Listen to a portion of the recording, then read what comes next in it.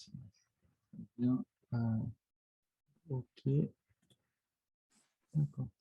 Donc, bienvenue dans ce 28e rendez-vous et 26e rondo des Ligues de Nouvelle-Aquitaine et d'Occitanie, qui a aussi la particularité de clore notre première saison de cette initiative. Nous vous préciserons vite les modalités de poursuite de ces temps de partage tous ensemble que nous établirons à partir des données de l'enquête, dont je vais remettre le lien dans la conversation pendant cette soirée. Donc aujourd'hui, nous avons le plaisir d'accueillir Christophe Gagliano. Donc Christophe Gagliano, tout le monde se souvient, hein, Tayotoshi, Uchimata, un travail au sol aussi précis que redoutable, et plus globalement, quelle attitude, quel judo. Beaucoup d'entre nous admirons la perfection du judo japonais.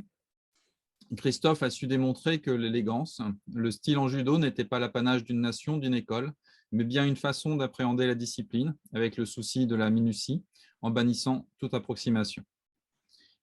Le judo masculin français est, nous le savons tous, en crise. Les raisons sont sans doute multiples et il ne s'agit pas de critiquer le passé, sinon pour analyser et envisager la suite.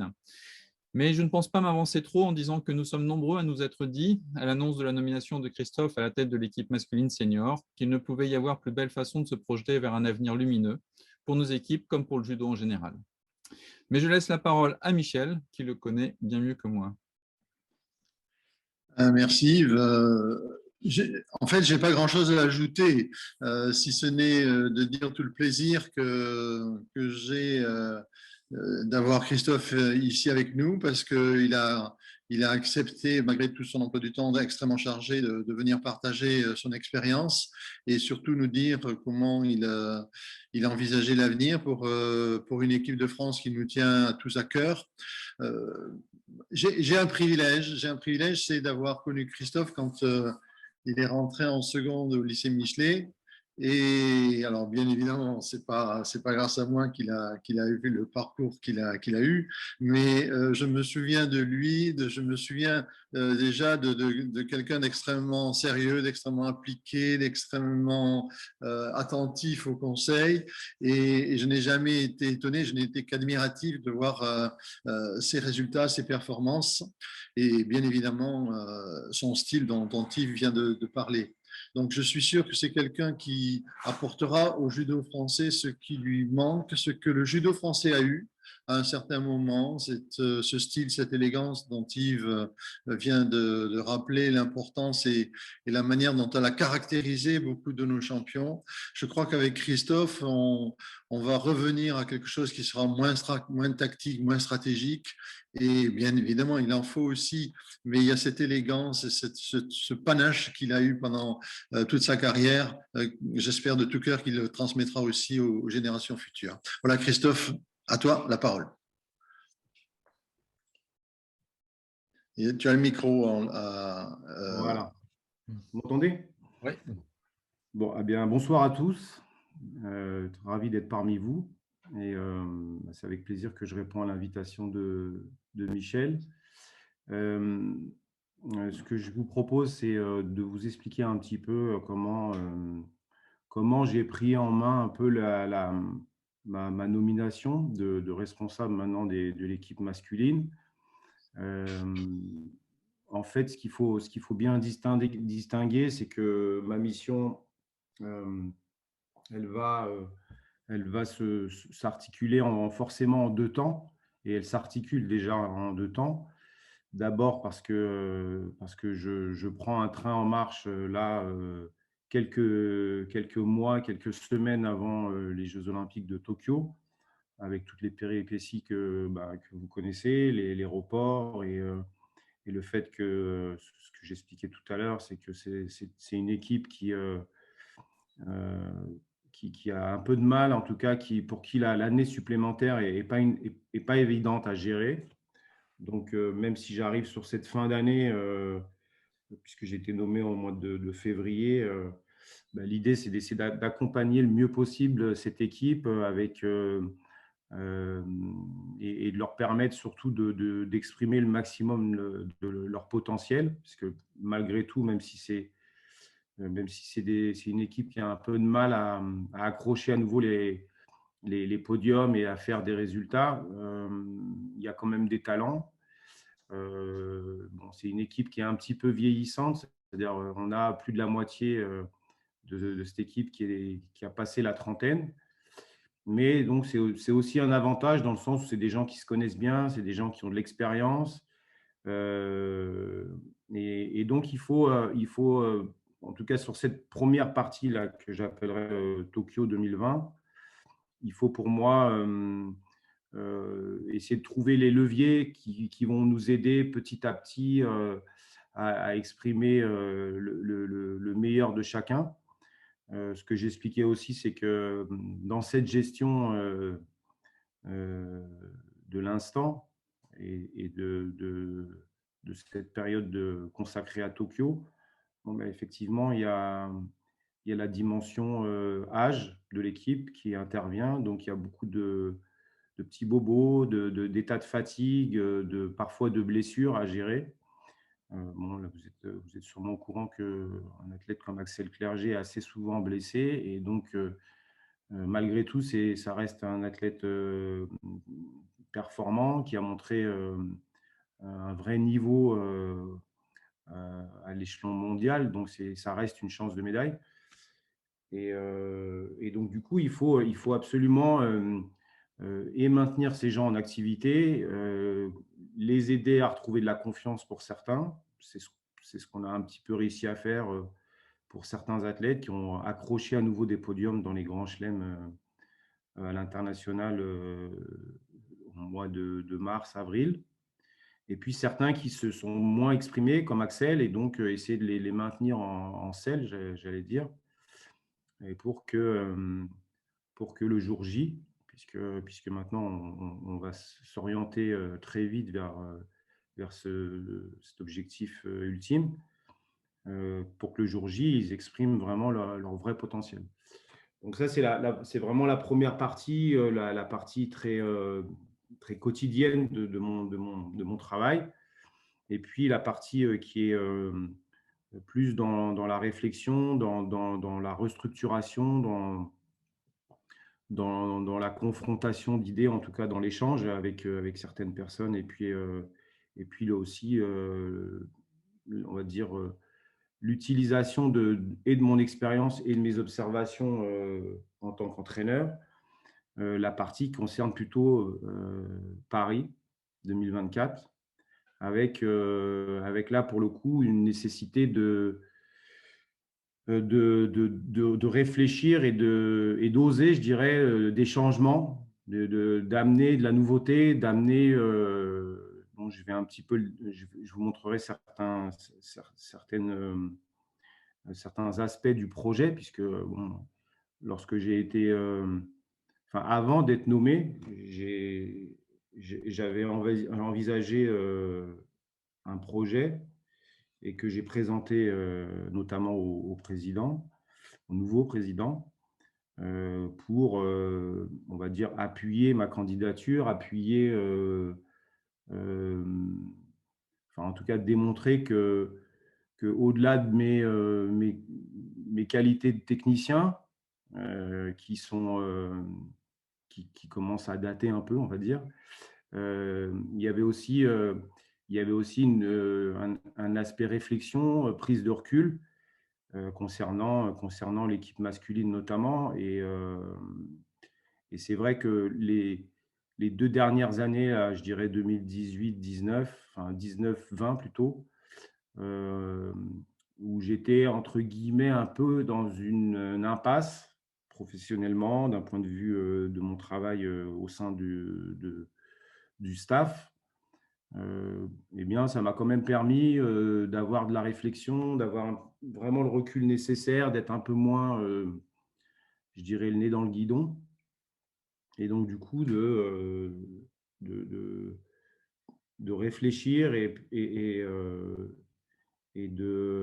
oui, d'avoir une vraie réflexion sur les changements possibles. Après, il y a des choses qui sont possibles, d'autres qui le sont moins. Il y a des choses qui sont… dans ce que je vais vous montrer, il y a des choses qui sont de l'ordre de l'envie presque, d'une espèce de projection sur les prochaines années. Et puis, il y a des choses qui seront amenées à être changées, à être améliorées, à être discutées. Voilà. Donc, ce que je vous propose, c'est je vous montrer un petit peu le projet que j'avais présenté à Stéphane Nomis. Et puis, petit à petit, je vais un peu vous expliquer les choses qui nécessitent des explications. N'hésitez pas, vous voyez là? Tout le monde voit? Oui, c'est bon. Ok. Donc, n'hésitez pas s'il y a des choses qui sont un peu pas claires. Et puis bon, si, je ne vais peut-être pas tout dérouler parce que là, il y avait l'ensemble du projet. Je vais essayer de vous donner quand même les grandes lignes de des directions et des options que j'aimerais prendre et que j'ai commencé un peu à prendre, mais que j'aimerais prendre surtout pour la prochaine Olympiade. Donc, bon, forcément, je suis parti d'un constat que tout le monde a fait. Je ne sais plus si c'est Yves ou si c'est Michel qui en a parlé. Bon, ben, forcément, on a tous constaté que le judo masculin était un peu à la peine. Donc voilà, je m'étais un peu penché sur les derniers résultats en faisant un comparatif entre les masculins et les féminines. Donc ce que vous avez là, je ne sais pas si vous le voyez là à l'image, c'est les résultats des derniers championnats masculins seniors et juniors, donc championnat d'Europe et championnat du monde. Et on voit clairement que bon, les dernières années ont été un peu difficiles, avec, bon, je suis bien placé pour le savoir, avec chez les juniors des championnats du monde sans résultat depuis 3 éditions, et des championnats d'Europe avec parfois une médaille, 2 dans le meilleur des cas. En tout cas, sur la dernière Olympiade. L'Olympiade précédente, c'était un peu meilleur. Mais sur la dernière, c'était très compliqué. En comparaison, ben, on voit que chez les féminines, ça se passe beaucoup mieux. Donc, on pourra après essayer de développer et voir d'où vient cette différence. Mais en tout cas, d'un point de vue constat, c'est assez clair. Ensuite, il y a un autre aspect qui est facile maintenant à identifier, c'est que on a des athlètes qui sont, même si on a des médailles parfois, et les médailles sont souvent liées à des fortes individualités, hein, je pense à Teddy forcément, mais parallèlement à ça, on a des athlètes qui sont pas forcément super bien classés dans la ranking list, ce qui donne une image un peu plus générale de l'état du judo masculin. Et puis, au-delà des peu de médailles, il y a aussi les derniers championnats dans lesquels il y a eu beaucoup de premiers tours et de deuxième tours, ce qui est aussi un constat assez navrant et assez négatif. Autre constat, et ça j'en ai parlé juste avant, c'est que vous voyez la moyenne d'âge des athlètes de l'équipe olympique est de presque 30 ans. Il y a 2 ou 3 jeunes qui font un peu descendre la moyenne, mais sinon, on a des athlètes, on a plus de 5 ou 6 athlètes qui sont au-delà des 30 ans. Alors qu'en parallèle, les médaillés mondiaux ou les médaillés olympiques sont dans des tranches d'âge qui sont beaucoup plus jeunes, autour de 24 ou 25 ans. Donc ça, c'est un certain nombre de constats hein, que moi j'ai fait, qui sont faciles à faire, mais bon, qui sont toujours bien comme base de travail. Et puis, voilà, après, j'ai essayé d'avoir un peu de réflexion sur les causes.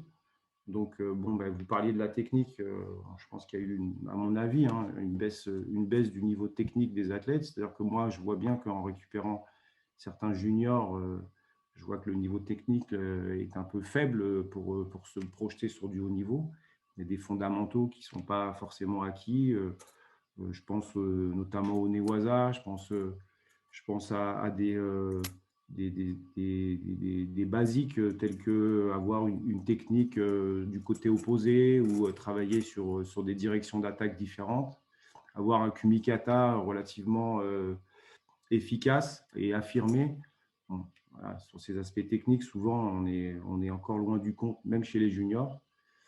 Bon, il y a aussi les aspects qui sont structurels, qui sont liés à des diminutions de moyens et des diminutions de moyens et financiers et humains à l'intérieur des pôles. Une course parfois aux résultats immédiats qui font que des fois on oublie le côté formation des athlètes et des judokas. Et donc du coup, on récupère des athlètes qui ont parfois un beau palmarès en étant jeunes, mais qui sont finalement très peu formés. Et c'est difficile ensuite d'envisager les catégories seniors. Ensuite, on a aussi constaté le fait qu'il y avait un manque de confrontation avec soit les catégories supérieures, soit avec l'étranger. Alors, ce n'est pas forcément des compétitions, hein, il y a l'aspect compétitif, mais il y a aussi les stages. Et donc, du coup, souvent un entraînement un peu franco-français et qui fait qu'on n'a pas la diversité dans l'opposition, sachant que maintenant, on a un judo qui s'est complètement mondialisé, avec des styles qui sont assez différents entre les Brésiliens ou les Mongols ou les Azéris, les Géorgiens. Voilà, on a un panel de styles techniques qu'il est important de connaître pour se projeter sur du haut niveau. Voilà. Ensuite, le contexte mondial a changé. Il y a un contexte mondial qui s'est vraiment professionnalisé avec un vrai circuit mondial à l'image de ce qui se fait dans le tennis, par exemple. Mais maintenant, je pense que vous connaissez tous le principe du circuit mondial avec des tournois, des grands chelems, des grands prix, et donc une fréquence de tournois assez importante et une course à la qualification olympique.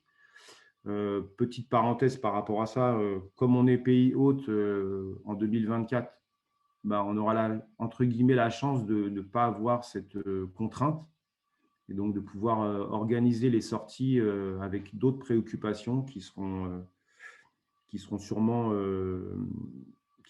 plus intéressantes pour nous plutôt que d'être dans une course effrénée à la qualification.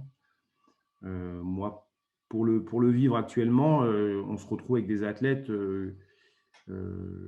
qui ont un déficit de points, par exemple, et donc du coup qu'on est obligé de sortir beaucoup pour faire la perf qui va enfin permettre de se mettre un peu à l'abri.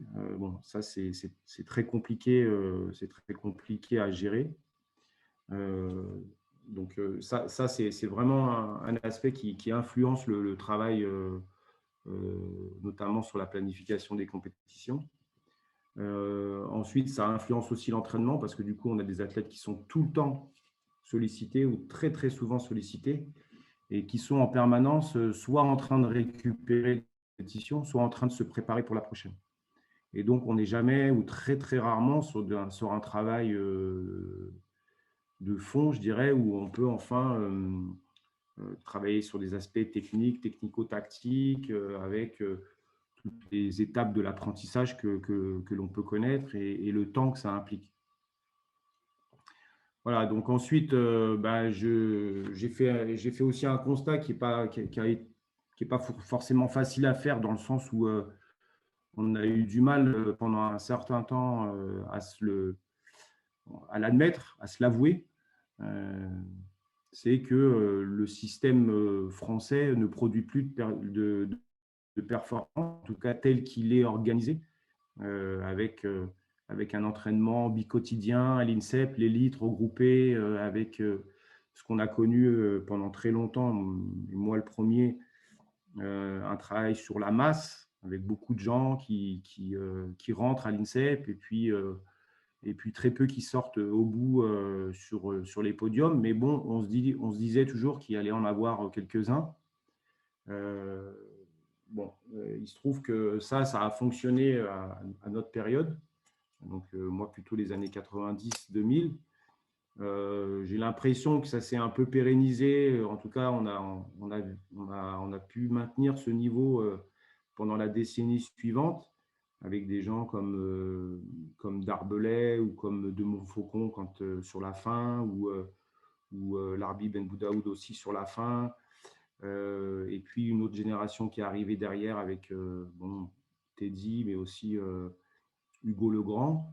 Mais derrière, la décennie suivante, je dirais 2012, 2021, là, les deux Olympiades, ce système était à bout de souffle, quoi. Et on a trop tiré dessus, à mon avis, quoi.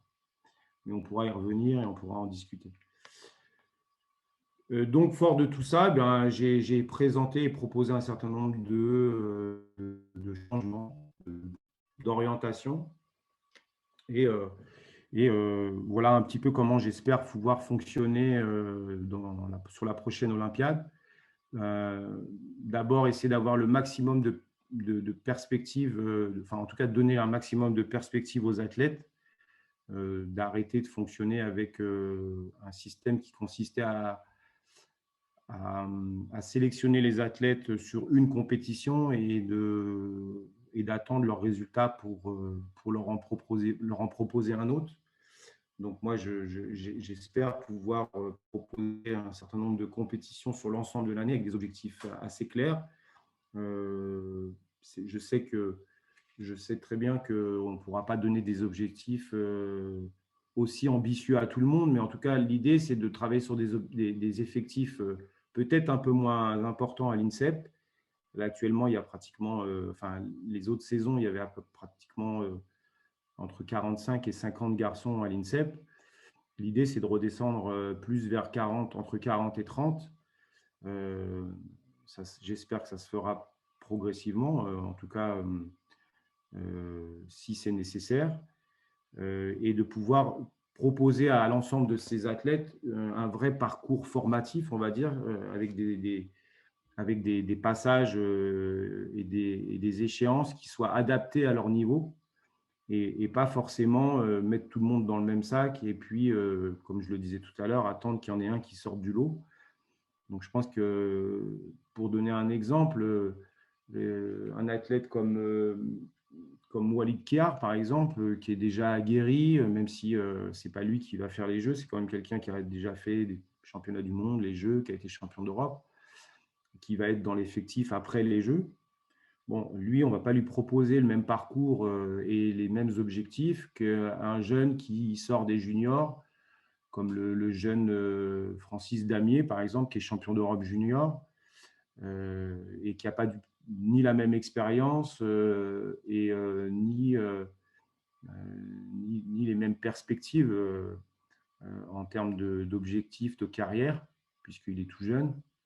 Donc, dans cette logique-là, on va essayer de distinguer, je dirais, 2 à 3 catégories d'athlètes, groupes d'athlètes, et auxquels on va essayer de proposer des objectifs assez clairs sur l'année avec des passages, des compétitions, certaines qui seront plutôt des compétitions entre guillemets d'entraînement et certaines autres qui seront des compétitions où on attendra plus de résultats. Donc une logique d'objectifs de maîtrise et plutôt d'objectifs de résultats. On va essayer de distinguer les deux et de faire en sorte que les athlètes aient de la visibilité sur ce qu'on attend d'eux. Parce que ce que j'ai constaté, notamment quand moi j'étais dans cette période un peu intermédiaire entre les juniors et les seniors, j'ai constaté qu'il y a beaucoup d'athlètes qui sont à l'INSEP et qui ne savent pas pourquoi ils y sont vraiment. En tout cas, ils n'identifient pas les passages par lesquels ils doivent passer. Et donc, du coup, pas de visibilité, donc une motivation assez limitée, du coup. Bon, là quand j'expose un peu ces différentes possibilités et objectifs de compétition, c'est un peu presque utopique, c'est-à-dire que je sais qu'à un moment donné, on va me dire attention, on ne va pas pouvoir sortir tout le monde, au lieu d'en sortir 10, on va devoir en sortir 5, au lieu de faire 3 stages par an, on va pouvoir en faire que 2. Donc je sais qu'il y aura des contraintes liées à des logiques budgétaires, économiques.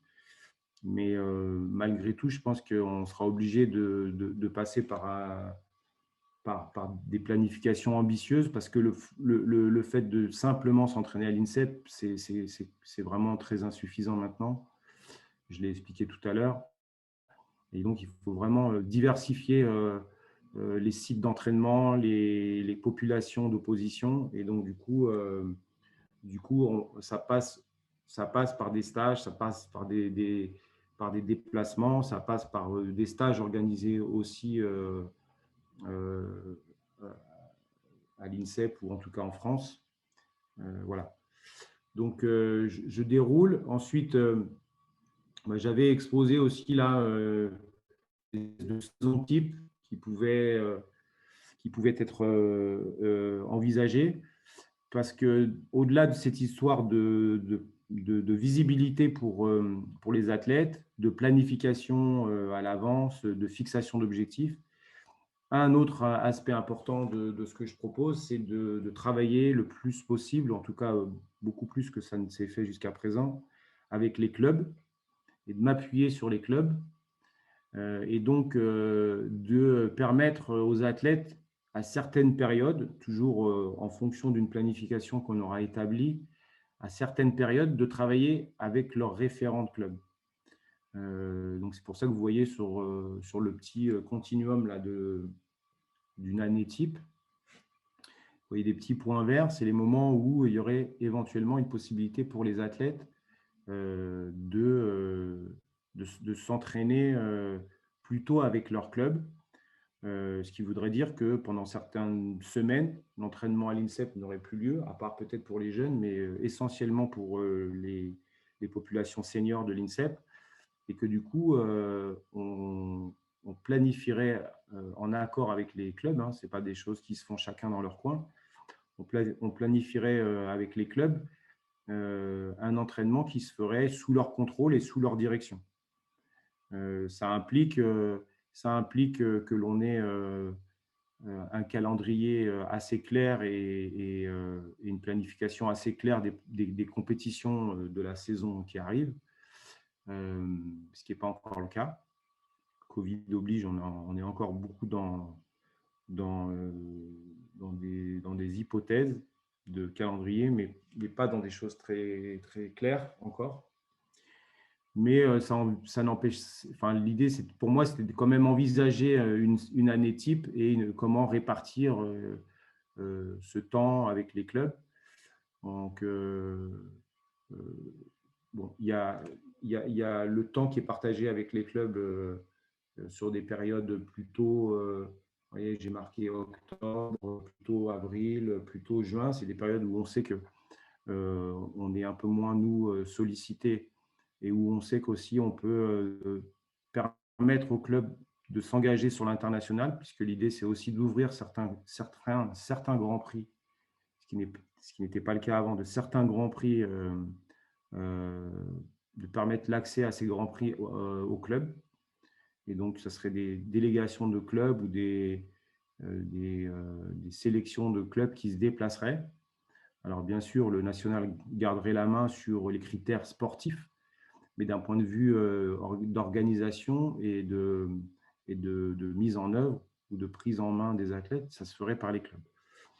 Donc, c'est aussi une idée assez forte de ce que je propose, c'était de collaborer davantage avec les clubs en mettant le plus possible en amont les périodes sur lesquelles les athlètes allaient plutôt travailler avec leur club plutôt qu'avec le national, ce qui implique que les clubs vont devoir se structurer un peu plus. Bon, jusqu'à présent, il y avait ce qu'on appelait des mises à disposition, des semaines de mise à disposition. Bon, c'était plus un retour à la maison où les athlètes faisaient un peu de cohésion avant les compétitions. Bon, là, ce n'est pas du tout l'idée. Hein. L'idée, c'est que les athlètes s'entraînent vraiment, qu'il y ait des outils de transmission de l'info entre le national et les clubs pour que nous, on sache ce que font les athlètes et que les clubs sachent ce qu'ils ont fait en amont pour qu'il y ait une espèce de continuité, voire de complémentarité, mais en tout cas qu'il y ait de la cohérence dans le travail qui va se faire avec les deux interlocuteurs.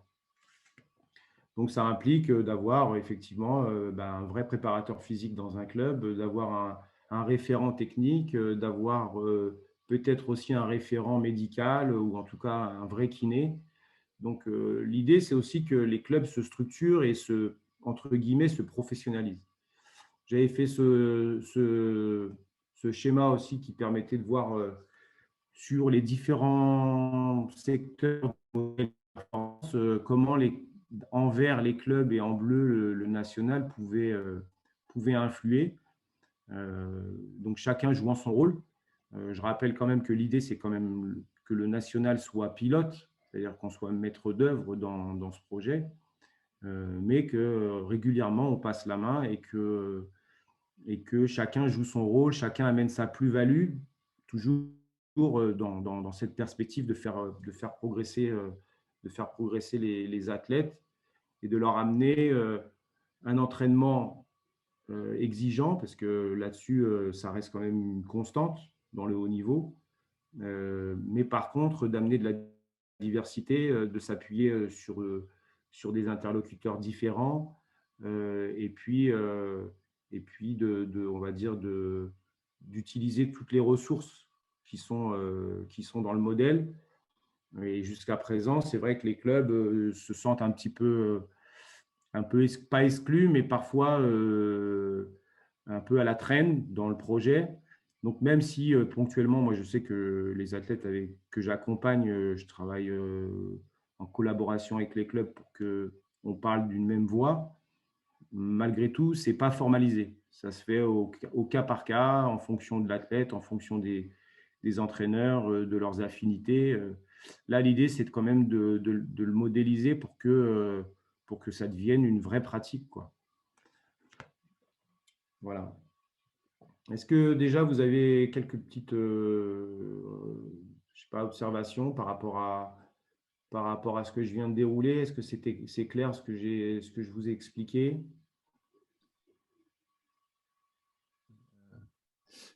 Donc, n'hésitez pas à lever la main ou passer la parole si vous voulez réagir.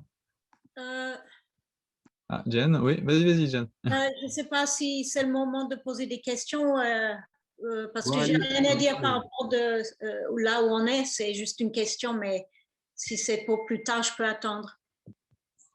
D'accord. Dans ce que j'ai expliqué, est-ce qu'il y a des choses qui sont pas claires, que je devrais réexpliquer, peut-être? Ah, ça va. Ok. Oui, ça me semble aussi très clair. Non, il y a pas de. Apparemment, il n'y a pas de questions, donc il n'y a pas de demande de précision. J'arrive plus ou moins vers la fin de ce que j'ai proposé. Ensuite, j'ai parlé aussi forcément du staff, parce que dans la mise en place d'un projet, ce qui est aussi très important, c'est de savoir, c'est de savoir avec qui on le fait. Et donc, moi, j'avais quand même en tête une organisation. Donc, effectivement, après, il y a des contraintes budgétaires qui font qu'on n'a pas des moyens extensibles non plus. Mais l'idée, c'était d'avoir des entraîneurs avec une forte base technique. Hein, on revient toujours sur ça. C'est-à-dire que moi, je veux quand même des entraîneurs qui aient cette vraie valence, cette capacité d'analyse et cette capacité à proposer des solutions techniques aux athlètes, hein, même si on sait que c'est vrai que pour des athlètes qui arrivent à 23, 24, 25 ans, il y a beaucoup de choses qui sont déjà en place ou pas. En tout cas, la construction est souvent déjà bien avancée. L'idée quand même, c'était de dire que malgré tout, on peut quand même trouver des solutions, trouver des façons de travailler et pour faire encore progresser ça. Et puis, je pense aussi que c'est quelque chose qui va devoir se décliner sur le modèle, qui me concerne un peu moins, mais quand même, sur le modèle concernant l'accès au haut niveau de la filière. qui va devoir aussi réintégrer fortement cette dimension. Donc, bon, ça, c'est plus le travail de Larbi Ben Boudaoud qui va commencer à se pencher sur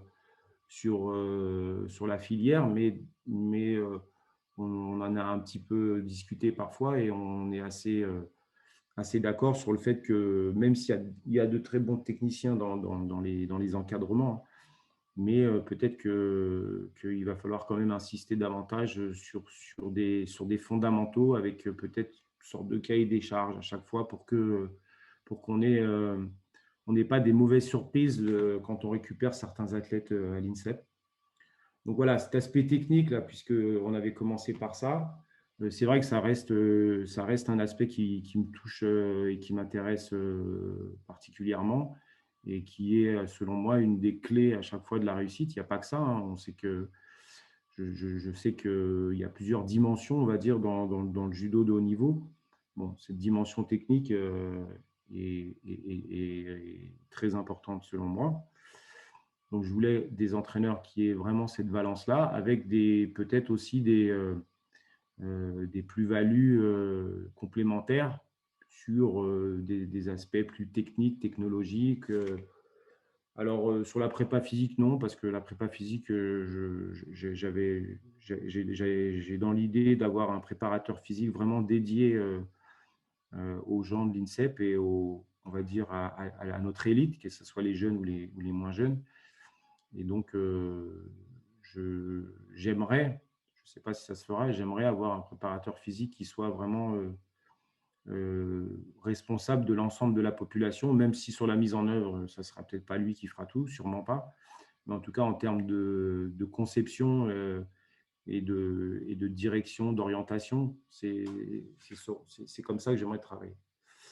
Voilà. Ensuite, bien sûr, des entraîneurs sur les juniors et sur les groupes plus jeunes.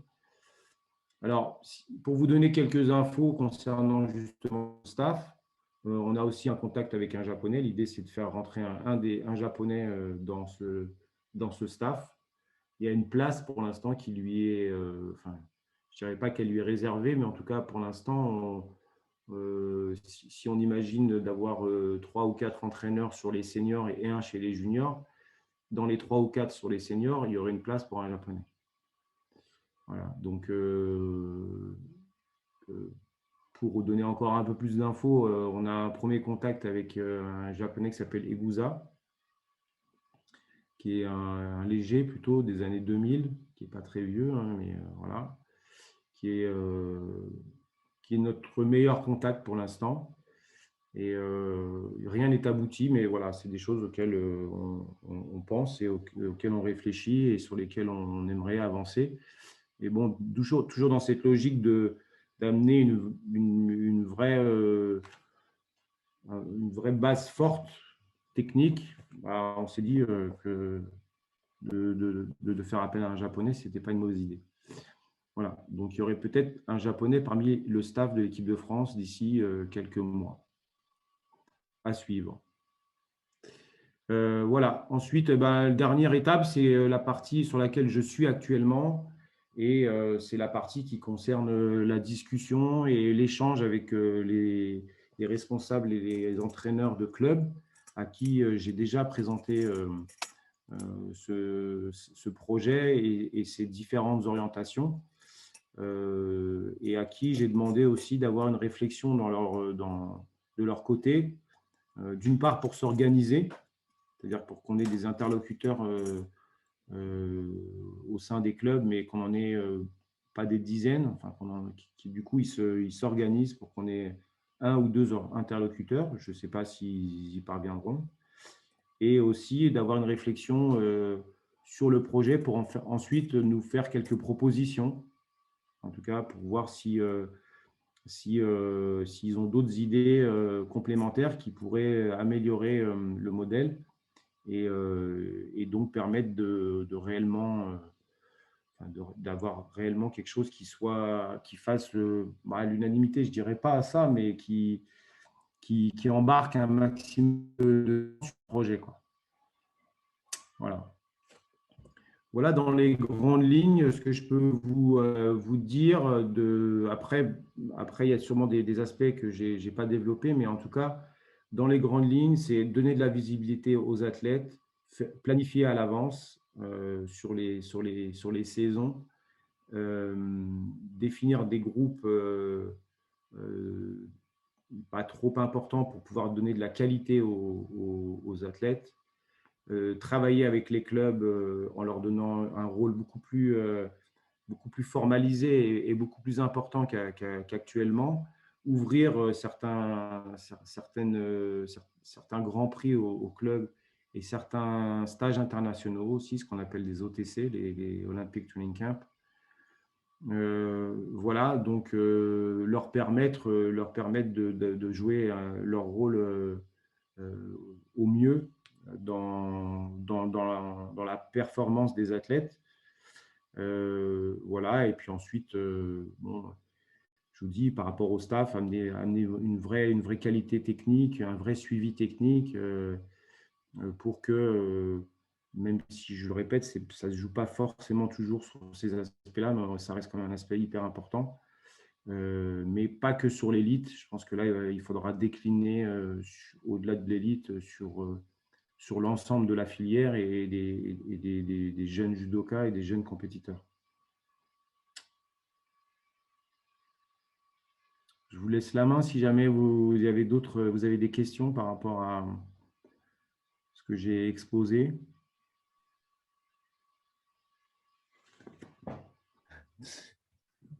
Jen, tu baisses la main au moment où on peut poser des questions?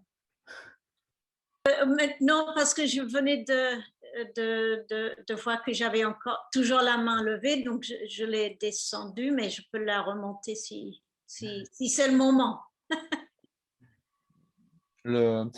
Christophe, est-ce qu'il y a encore des choses que tu veux nous présenter ou on passe au débat? Non, on peut aller dans le détail avec des questions. Après, les aspects budgétaires et tout, c'est pas très intéressant sur l'aspect par rapport à la pratique. Je veux dire, l'essentiel des choses a été. Je peux à part vous remontrer certains slides s'il y en a qui vous ont échappé, parce que je l'ai un peu déroulé peut-être un peu rapidement. Mais voilà, quoi, dans les grandes lignes, tout a été exposé. Après, je vous dis, dans le détail, c'est plus moi aussi la façon dont la conception que j'ai, moi, de l'entraînement ou du haut niveau ou du combat, parfois de façon très basique, qui vont aussi influencer les choix qu'on va faire. C'est sûr que j'ai l'impression qu'à un moment donné, on a un peu oublié les athlètes et que donc il y a eu une espèce de rupture dans la communication entre les athlètes et les staffs.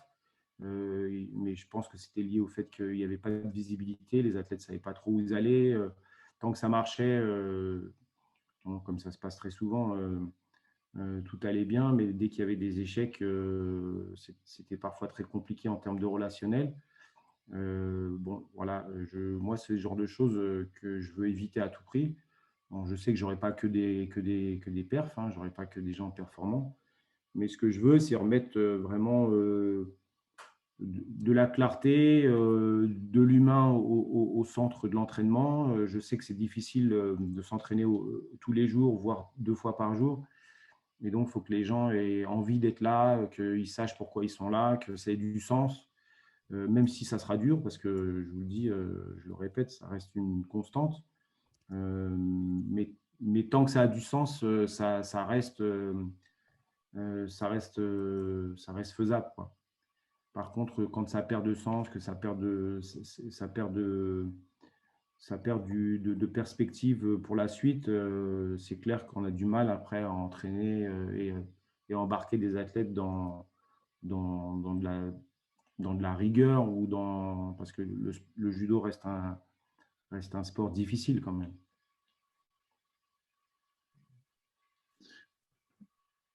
Merci Christophe.